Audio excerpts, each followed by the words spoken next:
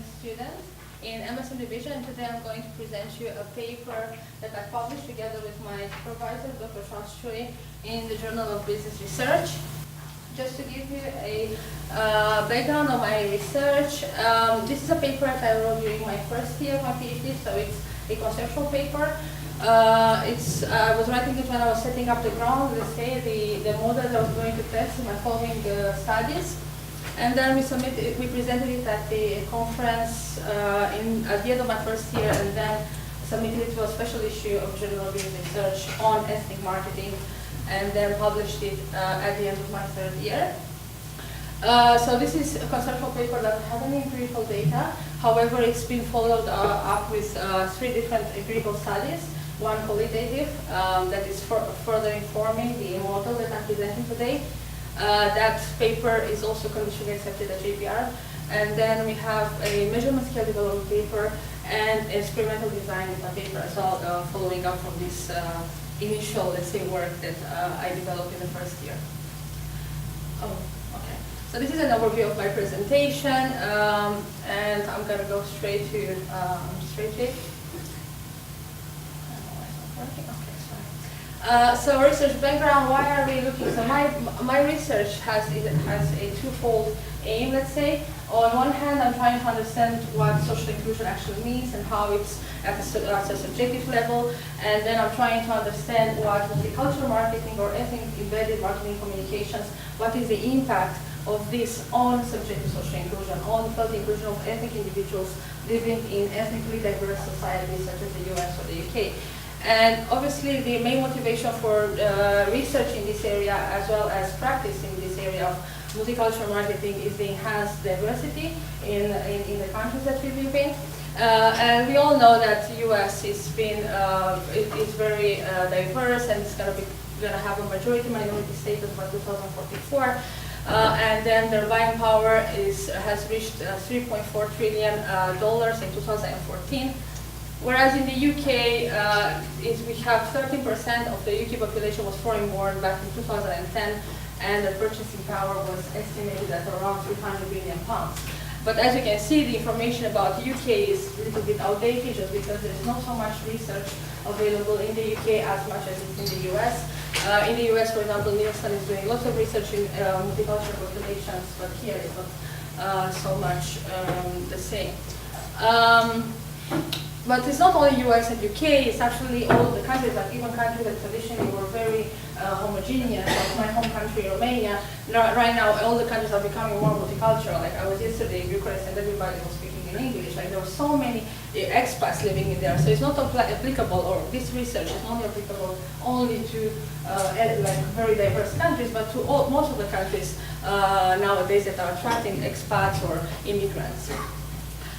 So what's the problem is that for marketeers is that we are becoming more diverse, so it's more challenging to actually cater to all these diverse populations and to try to understand what their needs are, and also how they want to be targeted, and whether their own ethnic background or cultural background needs to be used as a targeting strategy or as a criterion for targeting or segmenting in marketing communications. So basically one size doesn't fit all, yeah, because we are all kind of different. So how can marketeers actually deal with it? That was the main issue, and how can they ensure that actually the efforts that they are doing are not affecting, or they are not discriminating, they are not marginalizing certain groups of consumers. And brands have been doing lots of efforts into multicultural marketing, especially in the past few years. Like we have, these are some examples from the Super Bowl, for example, Airbnb and Nike, Adidas is doing, Coca-Cola has been doing lots of efforts into multicultural marketing communications. We have here Ben & Jerry. We don't live in a one-flavor world. But we also have kind of more negative examples, like the one from Nivea. Yeah, this is an older example. So there are many brands. Brands are trying to be inclusive. They are trying to reach to diverse populations. Some of them in a more kind of obvious way. They use taglines like "we accept" or "equality." Especially in the past few years, some of them in a kind of more implicit way. For example, L'Oreal is just having a very diverse range of products and trying to cater to different consumers coming from different cultural backgrounds. However, whether this is good or not, whether it's good to be explicit or implicit, this is not something that I'm addressing in this research. However, in a different paper that I've written, I actually realized that it's not really good to be so explicit in a way that if you want to be inclusive and to come across as an inclusive brand. So basically, brands are doing it. However, in research, there is not so much research done, especially from a consumer well-being perspective. Most of the research in ethnic marketing is looking at the effect on like marketing effectiveness, attitudes towards the ad, attitudes towards the brand. What I'm trying to do with my research is to understand the effect of this on consumer well-being, on how they actually feel, whether they feel included, integrated, accepted. In the whole society when they are exposed to such portrayals of culture or ethnicity or diversity in marketing communications. So in the literature, ethnic marketing is defined as being a deliberate effort by marketeers to reach a group of consumers, presumably due to their unique ethnic characteristics. So the main assumption of mono-ethnic marketing, as I call it, so ethnic marketing that tries to cater to only one particular ethnic group, the assumption is that we are all homogeneous, we have a single ethnicity, a single ethnic identity, and that we can actually be targeted using that or specifically that kind of homogeneous background. However, there is also literature that says that we actually have multiple and coexisting ethnic identities. Also, ethnicity is only one aspect of our self-concept because there are so many other aspects that other self-schemata, let's say, that form our background. And ethnicity is like a bricolage. Situation ethnicity is also a topic that is very studied at the moment. Like we can act differently and feel differently depending on the situation, depending on the social context, depending on what we are exposed to, and our ethnic background can come more to the front or to the back depending on where we are and what we are doing. So acculturation also has no everlasting outcome, meaning that nowadays we are not moving necessarily from when we move to a new country, we are not moving from being totally marginalized to being fully acculturated. However, we can be acculturated and inculturated at the same time. So having this kind of background, let's say I try to understand how we can actually overcome this issue with this research. And there is also lots of criticism to ethnic marketing, because when you don't understand how people actually feel about their ethnic identity and how people want to be, or whether they want to be targeted using their ethnic identity in marketing communications, there are lots of kind of negative outcomes. So one can be exclusion, exoticization, yeah. So basically, you can either exclude certain groups, you can underrepresent certain groups with in your marketing communications, or you can exoticize, meaning that you use a cultural feature so you make it so embedded, so obvious that you actually make certain populations become more exotic in a way. And then the differences across narrowly defined minority groups are overlooked, meaning that when you put everyone into the same group, when you say that everybody is homogeneous, or people who share the same ethnic background are the same, you tend to overlook those slight differences between people who belong to the same ethnic group, as it's called. And then we have also, this can enhance consumers' vulnerability, and it also can lead to their withdrawal from the marketplace, as past research has identified, and can have a deep impact on individual self-perception, self-esteem, and social status. So what I was trying to do is to understand whether the ethnic marketing has any impact on perceived social inclusion, or how included we feel as ethnic individuals in a broader society that we live in as immigrants, let's say, and whether this has an impact on our inclusion and well-being. At the same time, when I looked at the literature on social inclusion during my first year, I realized that there is a considerable lack of understanding of, especially I'm looking only from social psychology and mental health research, rather than I'm looking at social inclusion from an organizational perspective. I realized there is lots of misunderstanding of what social inclusion means at the subjective level. So how does it feel to be included? Not what makes you included. Yeah? So if having a job, for example, usually says that if you have a job, if you have a house, if you have access to good to services, to housing, to services for good quality healthcare, marketplace, being involved in society, all these things make you feel included. However, there are situations in which you may not have a job but still feel included. However, how does it feel to feel included? So that was basically my question. And if you measure inclusion or understand inclusion only in this terms of these objective dimensions, you tend to overlook or to misunderstand the elite reality of these individuals. So another objective of my research became suddenly to understand what inclusion means, because I couldn't really understand what it meant from the existing research. So that's how I had this kind of twofold. One was the marketing part, and the other one was the social inclusion part.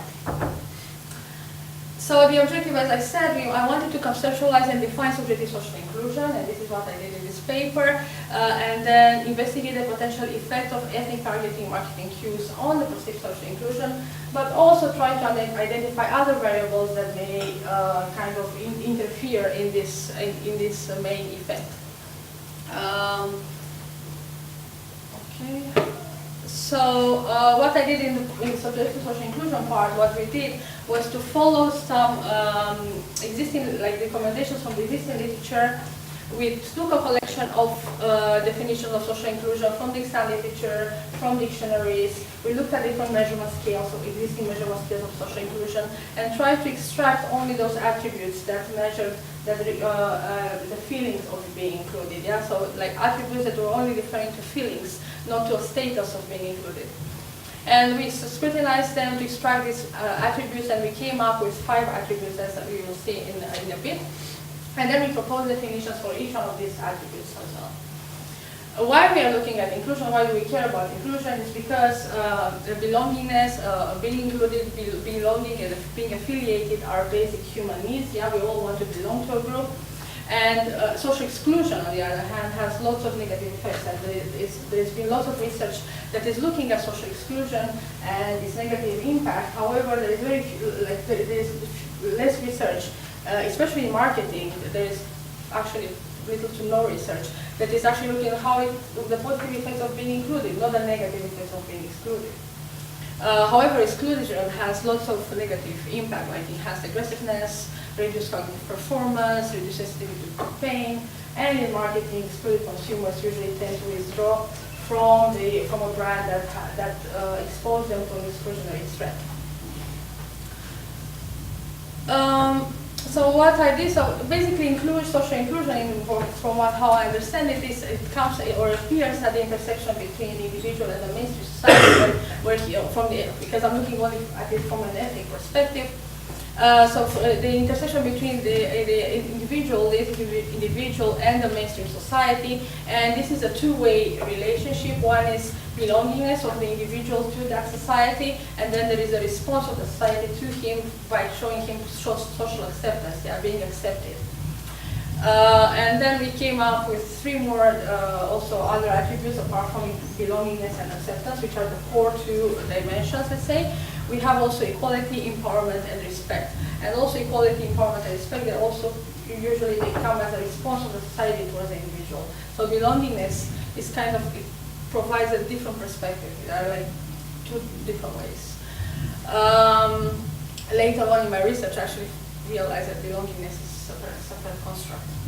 But this is a different story. So the definition that I came up with, based on the only conceptual work, so only based on extant research, is that subjective social inclusion is defined as the individual's feelings of belongingness to a whole society in which he feels accepted, empowered, respected, and fully recognized as an equal member. So this is the definition that I proposed. And then we use this definition in a different study. And then the second part of this paper is actually using this concept as a dependent variable in a model.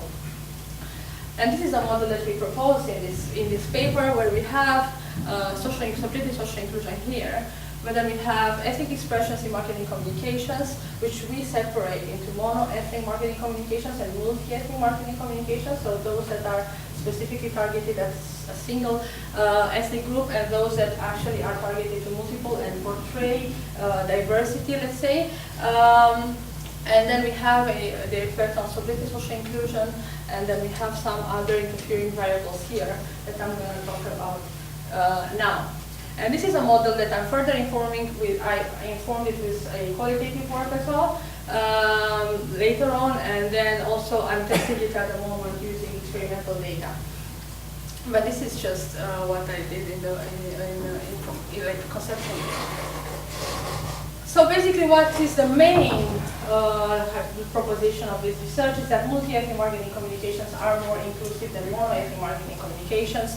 And I'm using the intergroup contact theory and the common in-group identity model to support this assumption.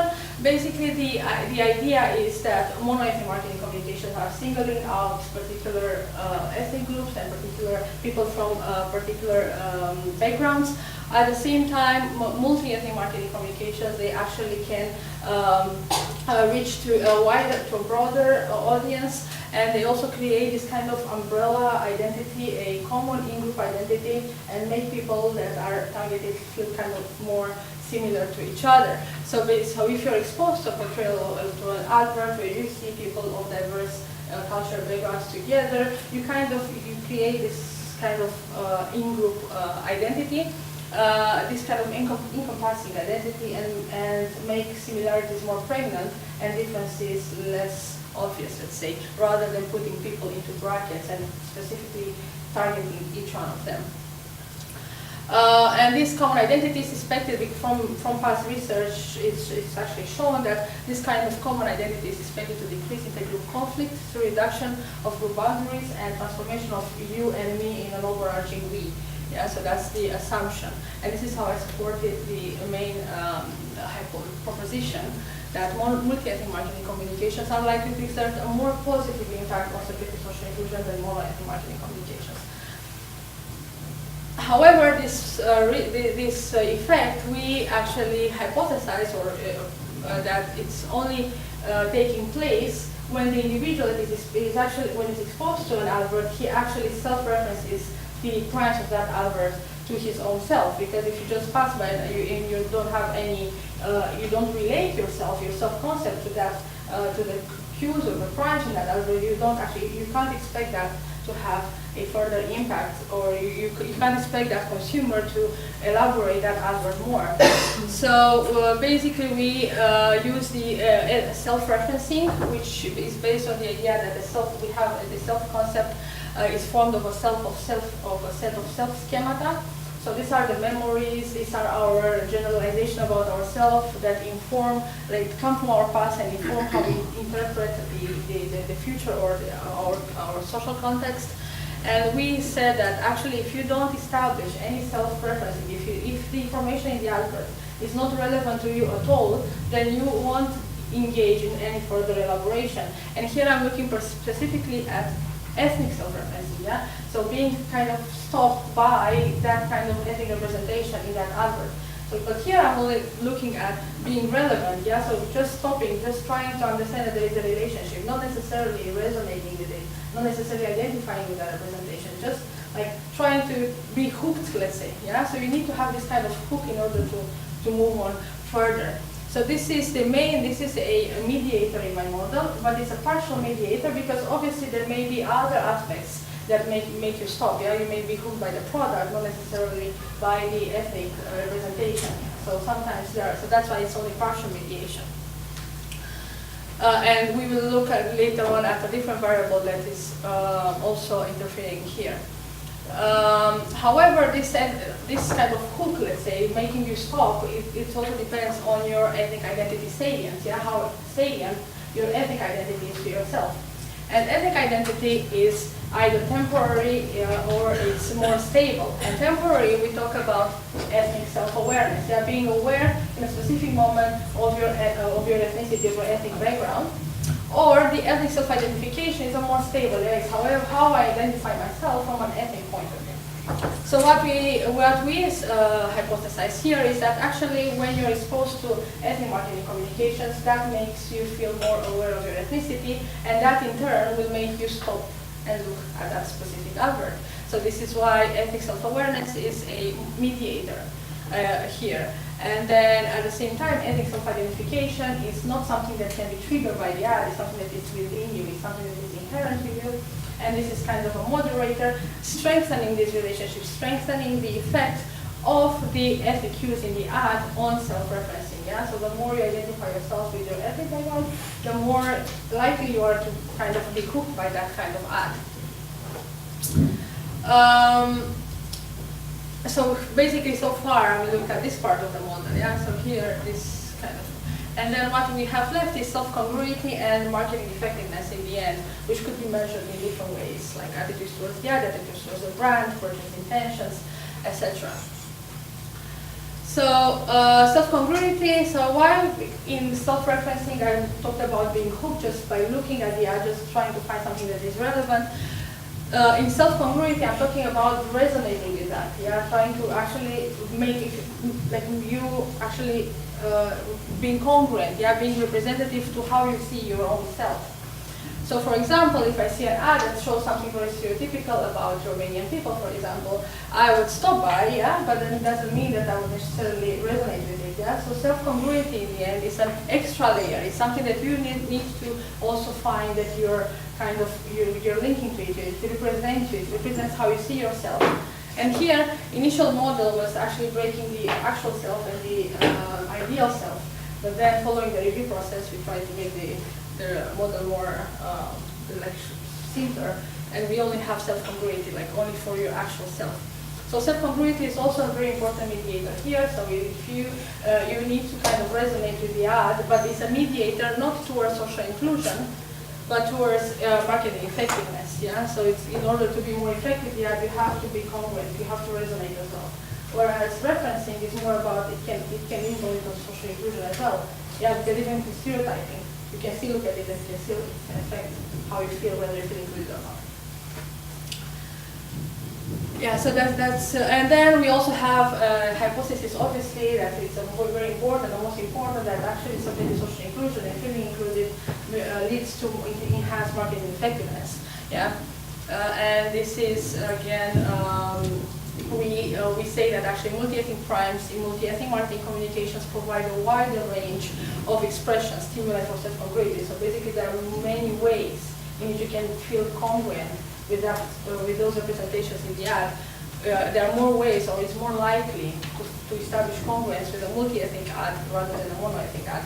So basically, multi-ethnic ads will actually be kind of more effective than mono-ethnic ads. So that's the model, in very briefly and very quickly, because we don't have so much time. This is the model, and then we have two layers of theoretical and managerial contribution. One is on the social inclusion side, and the second one is on the marketing communication perspective.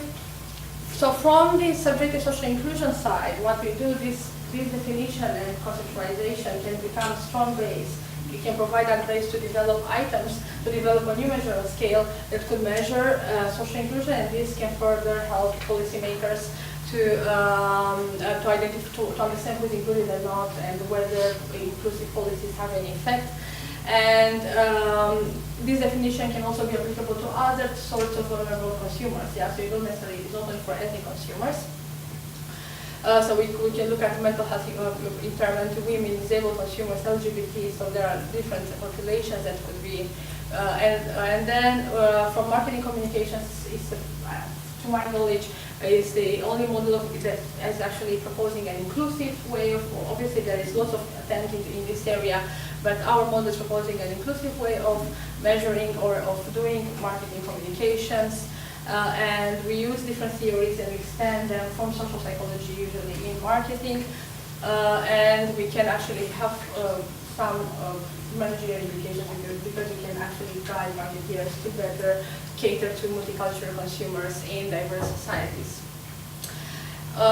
In terms of limitations, obviously this is a conceptual work, so it's not based on any empirical data. It has to be tested. It was tested. We took on actually all these kind of recommendations, and we followed up, as I said, with all this kind of research. If you have any questions, I would gladly answer them. Thank you very much.